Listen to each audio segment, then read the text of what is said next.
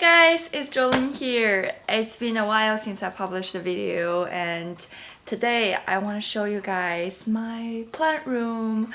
So some of you may know that I moved like 6 months ago. Oh my gosh, it's been 6 months. Yeah, and I haven't really shown you what my house looks like. Just because, you know, we just moved in, so we're still figuring out furniture and paint and artwork and things like that. But one thing that I've really worked hard on is this plant room. It's always gonna be a work in progress just because I'm always bringing new plants. I'm always trying to figure out where I can add a shelf, where I can add a grow light, how I can maximize this space. But yeah, this is what it looks like now. I'm gonna show you guys. So this plant room is upstairs. You can see the stairs back there. Oh! Okay. So and then you can see like there's other bedrooms, guest bedroom, our office. I have some plants in that bedroom because it's south facing. So that's actually probably a better plant room.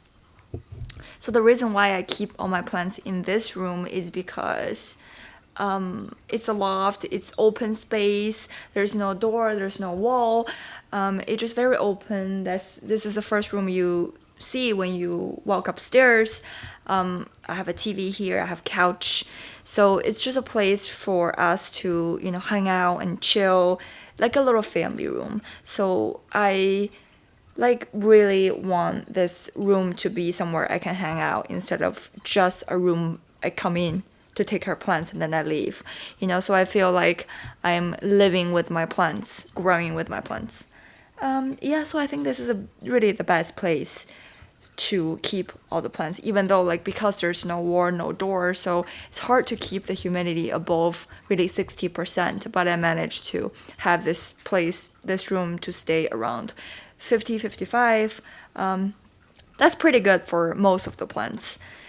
And eventually, if I'm really getting into grow more queens, then I might get a greenhouse cabinet again. So we'll see. So far so good. So I have my leather couch over here. Some of you guys may have seen that from my previous apartment tour. I brought that from our previous apartment, and I might get rid of it just because the two of them, this color really, it's not a good match.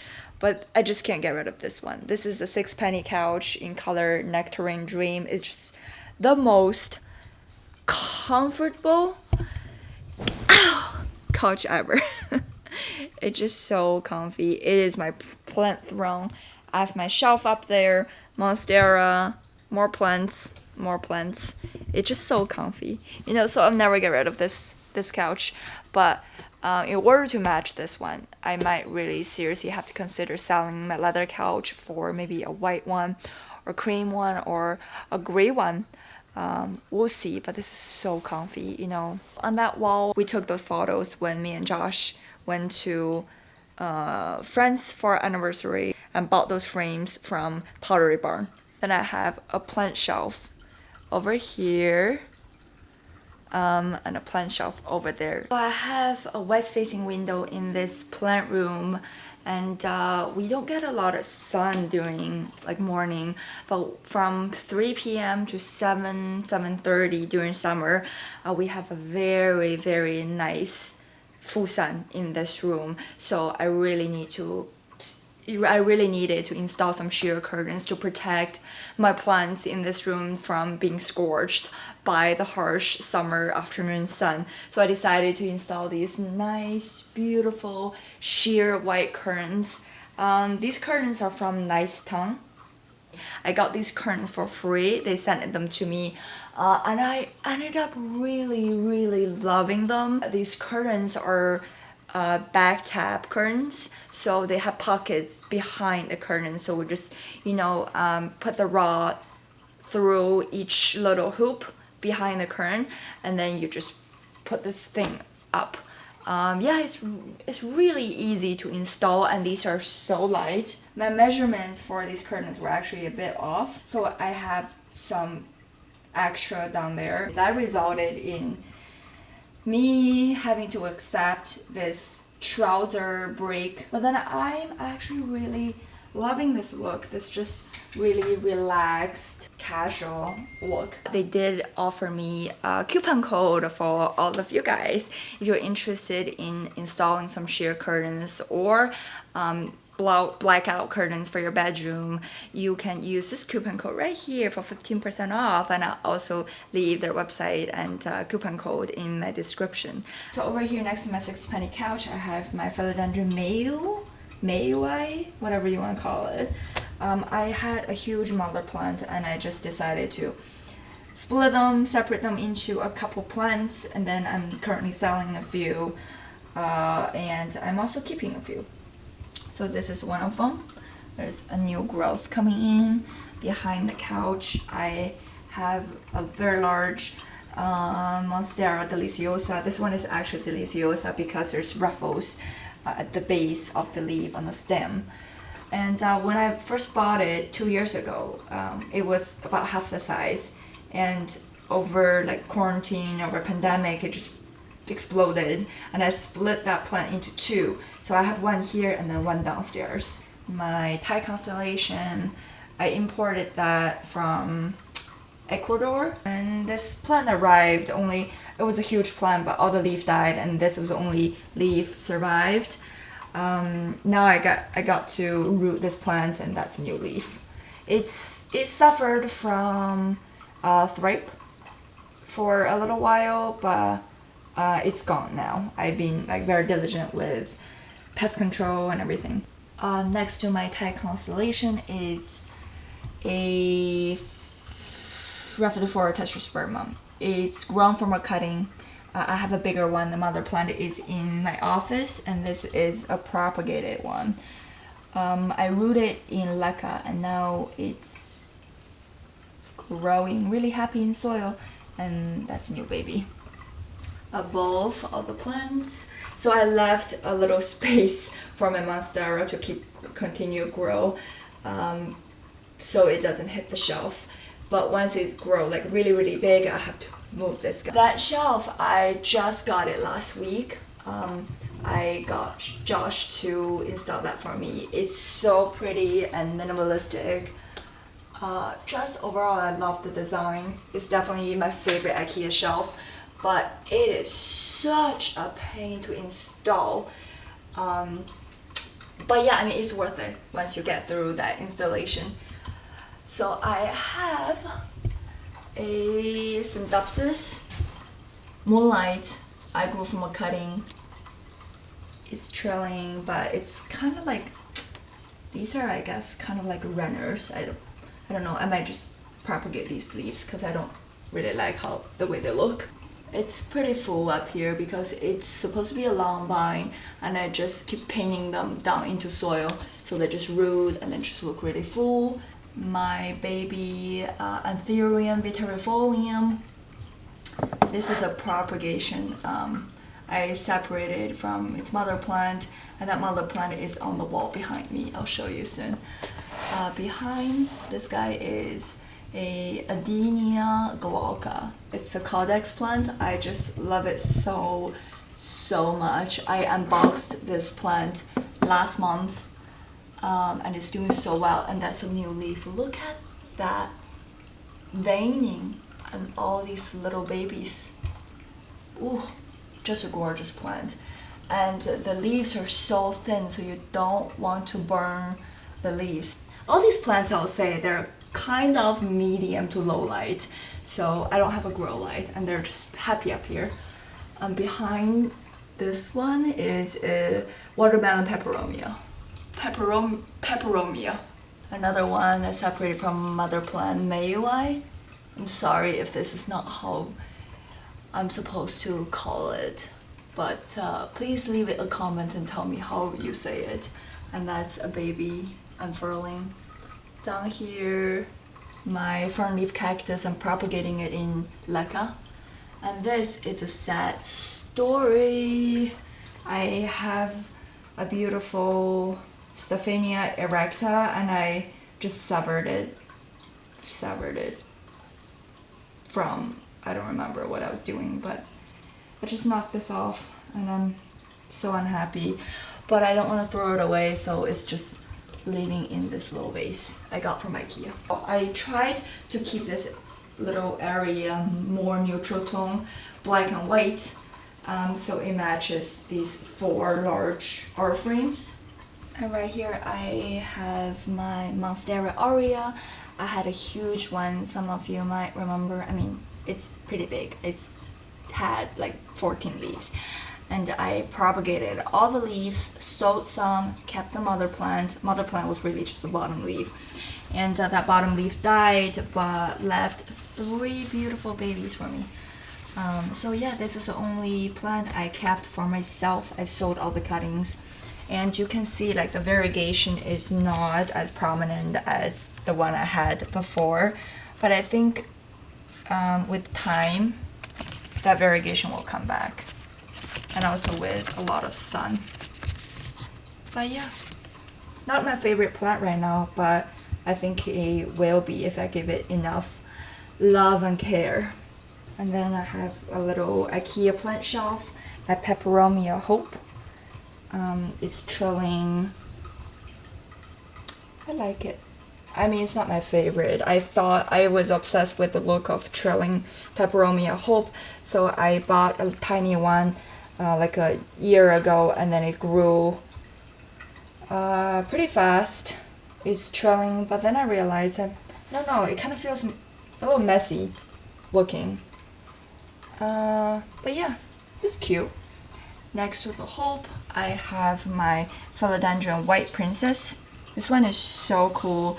I have some leaves with like pink variegation and some with white speckle, and this new leaf has this beautiful classic White Princess look. Oh, I realized my camera wasn't focused this whole time. Ugh, darn. Okay, for a while I was like, is this a pink princess or is this a white princess? And now I saw people are calling this variety like tricolor. So I think that's what I have. And then I have my Gloriosum. I also had a really big one. I'll insert a picture from Instagram on the screen, but I eventually chopped it into many chunks, and I sold some, and I still have 2 chunks. They are sprouting, and then this is the only big one that I kept for myself. I don't know, I just can't help. I just like to propagate plants. I feel like I always want big plants. I want to grow them huge, and then once they get big, I just want to propagate. I don't know, it's such a struggle. And then I have 2 hang planter from Target. They were $10 a pack of 2. Pretty cute, self-watering planter. This is my rickrack cactus. I really like how this looks. Next to rickrack is my Ethereum bitterifolium. Top shelf, I have 2 Philodendron Gloriosum. They were actually one plant. I bought it on Etsy, and the seller was in Florida. She shipped the plant to me and I opened it. It was one plant, but there was 2 plants planted in one pot. And I was like, great, I'm going to separate them into 2 plants. The reason was because I really wanted to give like each leaf really plenty of room to grow, to spread out. The only light source is this west facing window. There's nothing, like no light source behind them, so they really don't need to look the other way. Like when I turn it around, you can see they're only just looking at one way, looking at the sun. So I don't want like a very crowded pot of plants, if that makes sense to you. But yeah, so I separate them into 2. They are going to have plenty of room to stretch out, to grow, and have their leaves turn to the sun without like overlap each other. But yeah, I got a really good deal on those plants. I think I spent a little bit over $100. I mean, current market price has went down a lot compared to last year, but still like everything is Still not cheap, but compared to like the peak of the market last year, I'll say like the price definitely came down quite a bit. And I'm happy to see that. Second shelf, I have 4 plants. I have this Aglaonema bicolor. I imported like a year ago. This is such a slow grower. It almost died, and it took me probably 4 or 5 months to rehab it, and to like the roots completely fell out. I have to keep it in water and then transfer to moss. And for a while I kept it in perlite, but I'm just glad this guy survived. And look at all those leaves. And then there's a new leaf. It looks like it's gonna be a big one. It's in nursery pot, and it actually has a couple like new offshoot, if you can see, like little ones. 2 of them actually. So really cool. My Monstera adansonii variegata. This is from Botanica. Really cute. I got it last year. Actually, did I get it last year? Yes, I did. I did get it last year. It's a slow grower. I kept it in terrarium, also from Botanica, and I decided to just bring it out and put it around other plants and see how well it does. So it's only the 2nd week that this plant is out of terrarium. So we'll see. There's no like crispy edges or anything yet. It's doing really good. So I'm happy. The second one next to it, this is Philodendron Majestic. I'm not gonna pull it out just because it's the moss pole is really high, and then with the grow light here, it's really hard to get it out. But that one is a cross of verrucosum and Solderoy. So sometimes when you see like somebody has a Majestic and you're like, that is a verrucosum or that is a Solderoy, because it looks nothing like a mix, is because one of the parent has a stronger gene. So I do feel like the Solderoy has a stronger gene, but if you look at the back of the leaf, you have that verrucosum red maroon tint in the back of the leaves. So it does resemble both parents. So it's pretty cool hybrid. This one is my Philodendron Florida Beauty. Suffered from thrip, but it's okay now. I wipe the leaves with soap solution and spray it with the insecticide. It's doing okay now, but I still have to always check on this. Yeah, it's alright. The new leaf is coming. I'm really not super excited about variegated plants right now. I'm just really into like the velvety leaves, but I do have quite a few of these variegated plants, but like I'm not obsessed. If I want to, I probably honestly will sell this guy and then buy some Ethereums. And this shelf just have all of my very recent imports. I'm acclimating them in water. They're doing really well. This is actually day 3 for all 3 of them. This is Ethereum Forgetii white strap. You can see the strap is shimmery, just so gorgeous. Both leaves have tears, rips, holes, but that's okay. I mean, that's just, part of shipping process, like especially they're imported. But just look at the roots. Ethereums just have the best, the most juicy, thick roots, and I really, really love Ethereums. I think they also do really well shipping just because their root can store so much water. So they usually Ethereum do pretty well during shipping. And this is the coin Ethereum. Look at how big the leaf is. It's like as long as my hair. This really rich, deep, dark, velvety leaf just steals so many people's heart, including mine. So This one is right next to my humidifier. My room humidity is around 53 to 55%. I know a lot of people keep them in greenhouse cabin. Excuse me. I know a lot of people keep these Ethereums in greenhouse cabinets, but I don't have one. I actually sold my IKEA one. If you follow me for a long time, I had one, I sold it. I just don't like the look of it. So they're gonna have to survive on these shelves. If they don't, then they don't. But they're doing fine. Day 3, no crispy edges. Everything's doing so good. Roots are looking great. But the first week after we import, you really want to keep an eye on the roots, because when you open the package, you're like, oh, roots look great, it's white, thick. But 2 months later, if you pot it in soil right away, 2 months later you realize the roots all rotted away. You're like, what happened? The roots look so good.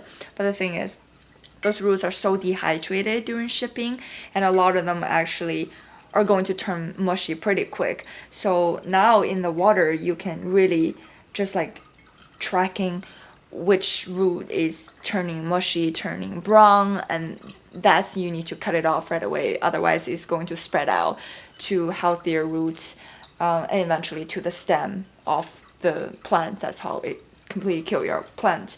So I'm going to keep these plants in water for at least another 3 days. So once they acclimate in water for a week, I think that's a good time for me to transfer them to soil. Or some people like moss, but I'm not a moss person. I just don't want to get more nutrient solution to add to moss, I'd rather just do soil, and so soil provides enough nutrient, and then just fertilize. It's just easier. And my Ethereum Polyflorum, also an import, so pretty. This leaf is a bit deformed, but it's okay. Look at this one. I saw a lot of Chinese bloggers on the platforms call this one a tie. Tie, suit and tie, a tie. I mean, I can see the resemblance. It's so cute. I love it. It's getting so popular these days. Yeah, so they are next to the humidifier and been doing really good. The leaves, especially the forgetii, the leaves were so soft, and I was worried it's not gonna make it.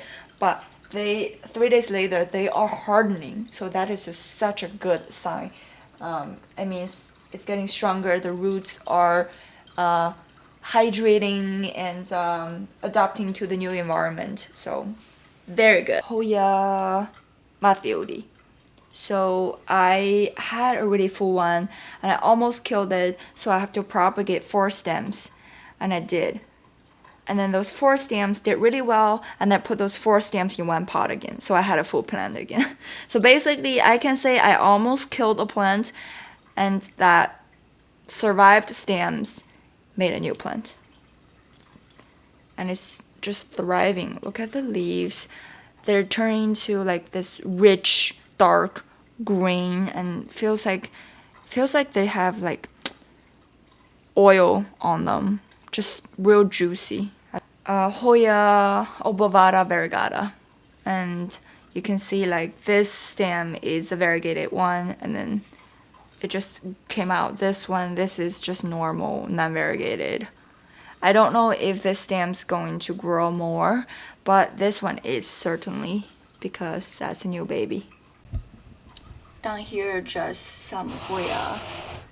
I realize I'm not really so much of a Hoya person anymore. Most of these Hoyas came from unsolicited plant talk. She sent me so many Hoya. I still have some in other rooms, but I keep as many as I can under this grow light in this shelf. But yeah, they're just doing fine, growing very slowly. I think I'm growing out of that Hoya phase. I'm definitely growing into an Ethereum person this year. And here is my beautiful lush pothos, Mandula pothos. I just love it when it grows big. It just turns into something so extraordinary. Like these baby leaves, they're not like so small. They're not like baby, but the smaller leaves are like minty, and then when they grow bigger, you just see this big patch of white, patch of green, and patch of yellow, and then they're just so different when they're big, you know.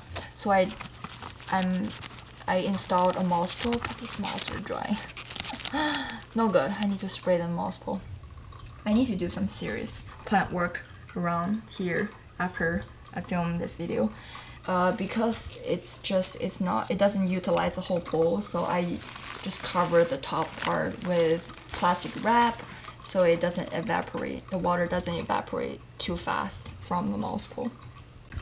So here I have my Philodendron Splendid. It's climbing up the wall. It's looking really good. I'm also propagating this in moss. So I just made a little propagation cup and then secure it, seal with plastic wrap. It's got really strong roots now. I can cut it any day. But if I don't want to cut it, I can just, leave it.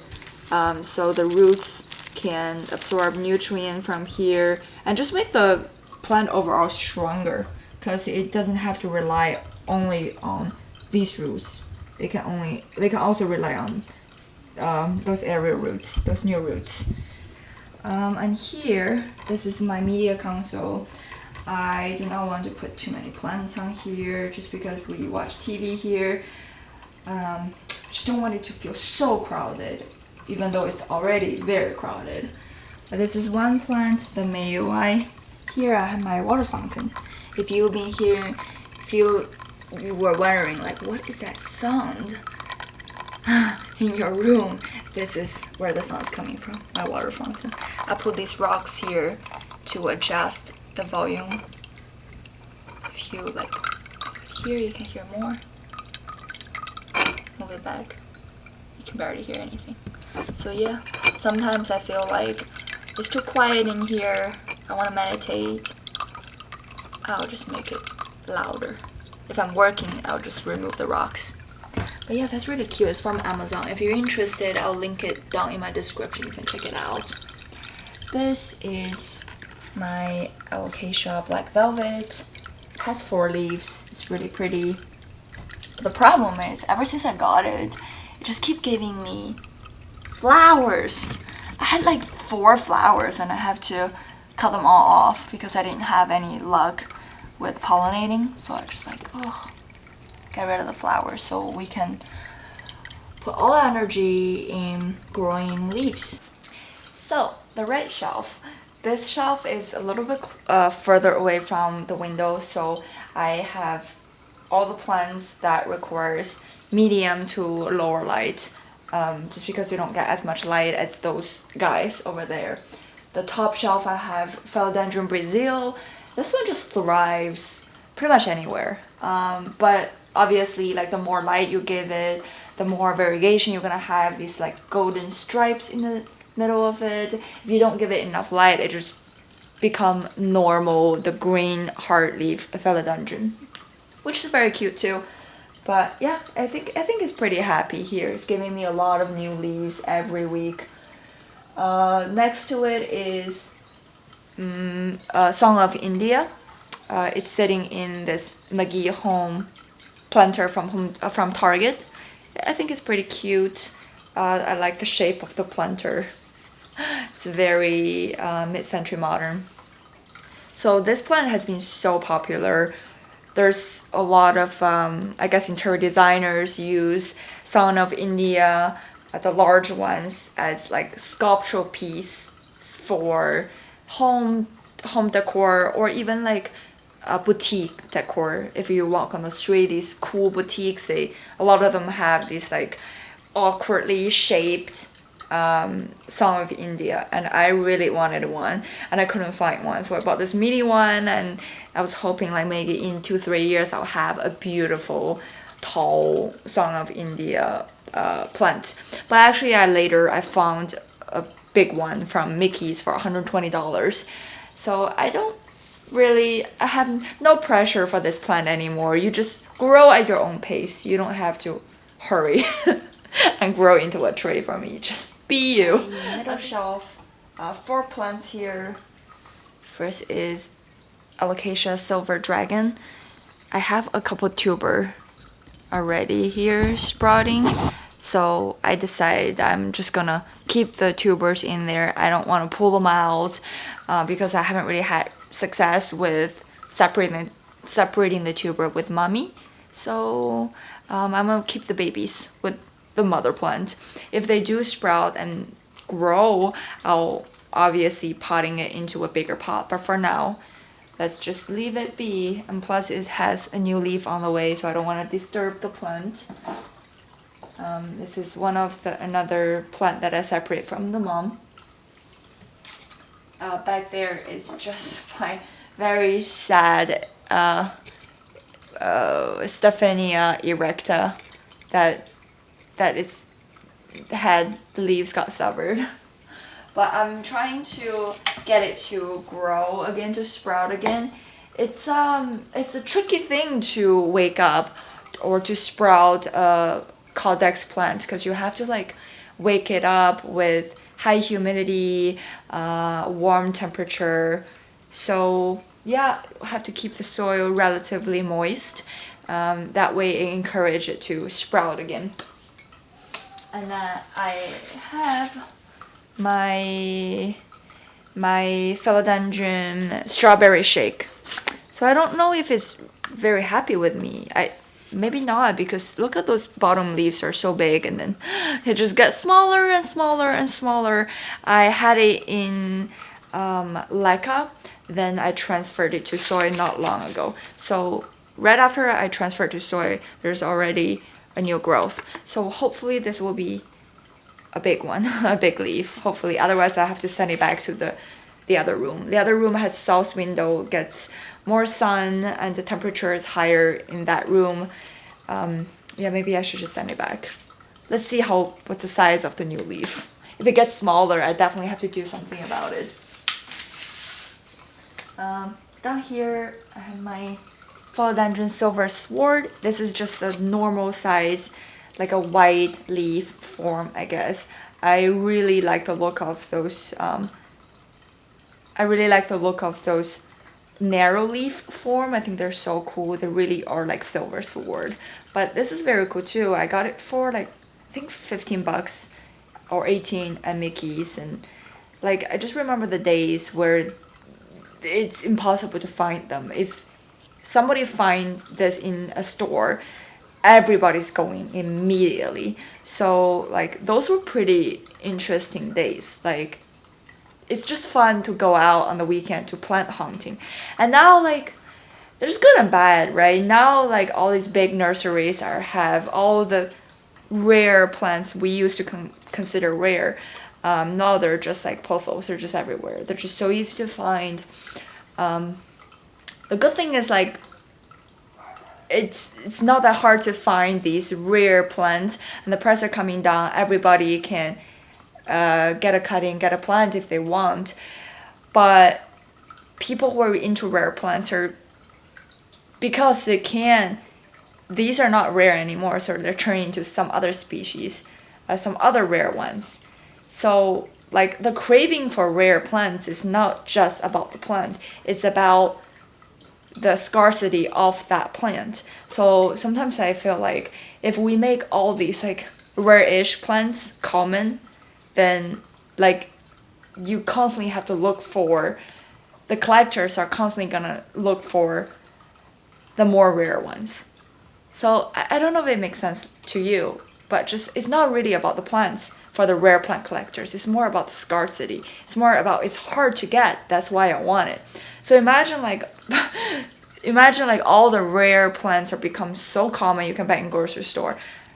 I feel like people are gonna turn into like the natural habitats, the mountains, the jungle. The people gonna, the growers, the farmers from other country gonna go into their jungle and cut out the plants from their natural habitat, and maybe they're going extinct just because people have the appetite for rare plants. And I don't know, it could be a disaster. It could be a disaster. But still nice to see like all these. It's more and more easy. It's easier and easier to get your hands on these cool plants nowadays. Next to that guy is my variegated Heterasium. It's in this little dome. I bought this from IKEA last week. I think I paid $19. IKEA has some really cool plant stuff. So this dome is glass, so it's more expensive. Where this one I use for the Codex plant, it's plastic. So that one was only like $1 from 99-cent store. You can also get some really cool plant stuff from 99-cent store. So anyways, this plant is doing really well. The new leaf have so much variegation. Whoa, I shouldn't have done that, but there we go. It's doing okay under the grow light. Below here I have a variegated alocasia. Look at that new leaf. How gorgeous is that? I mean, that white leaf is not doing much. He's doing all the work. She's just over here chilling and being beautiful. But she is having a new leaf, and looks like that new leaf's gonna have some green. And I don't know if you can see the base, but looks like there's some new growth coming from the base right here and right there. Ethereum veitchii.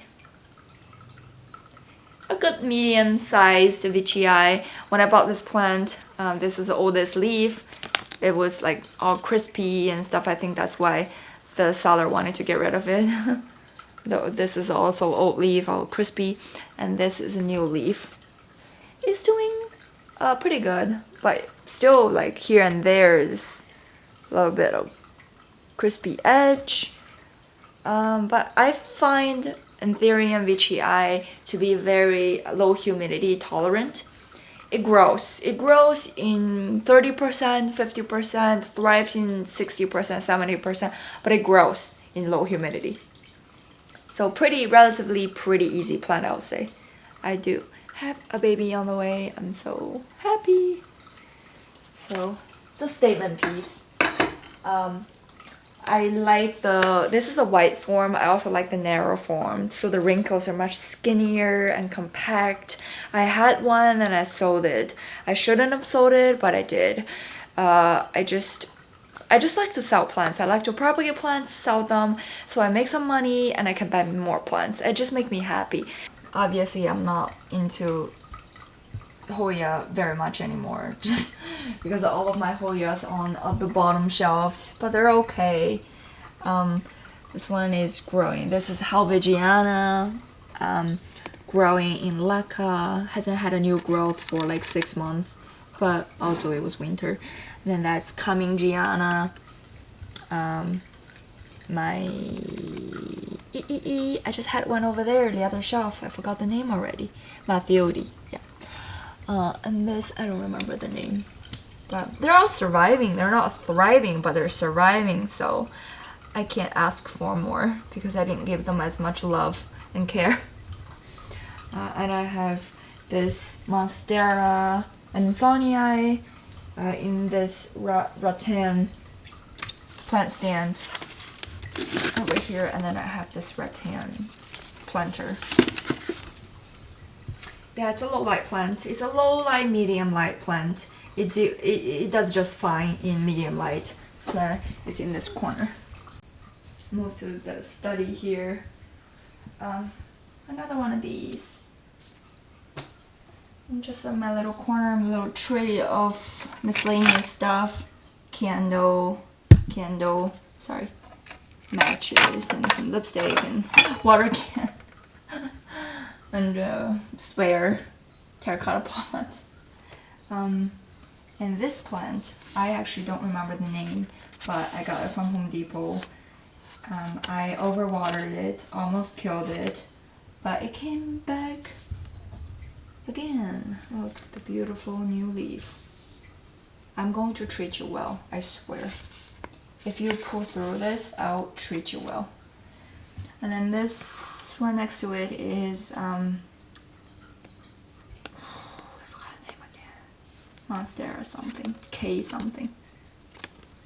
But it's okay. I mean, they're both, two of them, they're both victims of overwatering. So I'm rehabbing them right now over here. So this coffee table, this is a set, is from Home. So over here I have my Philodendron rugosum aberrant form, and behind this one is Philodendron rugosum normal form, regular form. So this is also called pigskin Philodendron. You can see the texture. Yeah, people call it pigskin Philodendron. I just love this plant for that exact reason, just the texture. I also, this is one of the imports I received this week from Ecogenera. This is my first import from them, so those three are doing real good. But this one just struggling because when I open it, I realize this one has pretty bad root rot, so I have to cut out pretty much everything. I have to cut more out because look at those brown mushy ones. Ugh, not doing well. I mean, bottom leaves are already dying. There's no node, so there's no arrow root, so I can't really do anything with the top cutting. So let's see if it will survive. I don't know. Hope so. But yeah, that's the normal form, and this is the aberrant form. I got this one first. I just can't with these beautiful mutated leaves.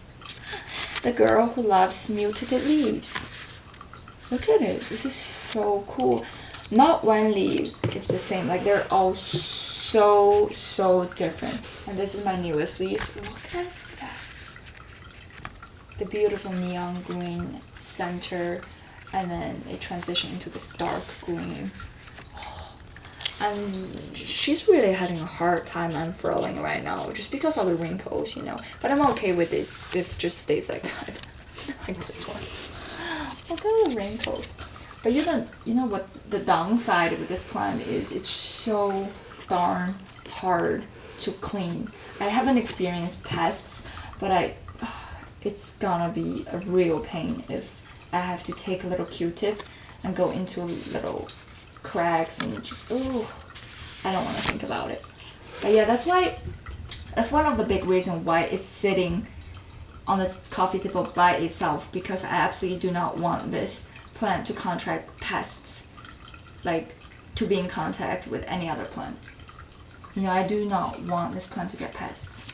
Alright guys, thanks so much for hanging out with me. That's my little plant room. It's not real big, but I'm happy, and I have a couple more imports coming from Indonesia, and I'm going to order more plants with Ecogenera. So I have to figure out more shelf space, what's going on. Maybe I have to put something like above TV for larger plants, because some of the tall plants can't go into these low shelf, so I have to figure something out. I don't think Josh is gonna be real happy about it, but I really appreciate him, because even though he's like, oh, this is too much, this is too crowded, I don't like this, I don't like that, but I bring a shelf home, he would like help me assemble it immediately. Even though he complains, but he helped me with everything, so I really appreciate that. Yeah, I think no matter what, having a supportive partner for your hobby, it's a blessing, you know. Like, I feel like it would be really hard if I am trying to build my plant room, trying to increase humidity, trying to, you know, just trying to build a happy place, and then your partner is like really against it, and you have fights over it, and I'm just happy, like, he's such an easygoing person and so supportive. Yeah, that's it. I have to go back to see my footage. I've been having auto-focusing issue, so I might have to reshoot some of the footage. I hope not. But yeah, I had a great time showing you guys this room. I have to do another tour to show you the rest of the house. But this is pretty much like the jewel the jewel of the house, the most important part. Yeah, make sure to follow me on Instagram. Sometimes I feel lazy and I don't like to post or edit YouTube videos, but I'm always active on Instagram. So if you have any questions or if you want to see more of the plant content, make sure to follow me there. And I'll see you in my next video. I think next video might be my March and April plant haul, unboxing, update, rehab video. But yeah, it's gonna be fun. Talk to you guys later. Take care. Bye.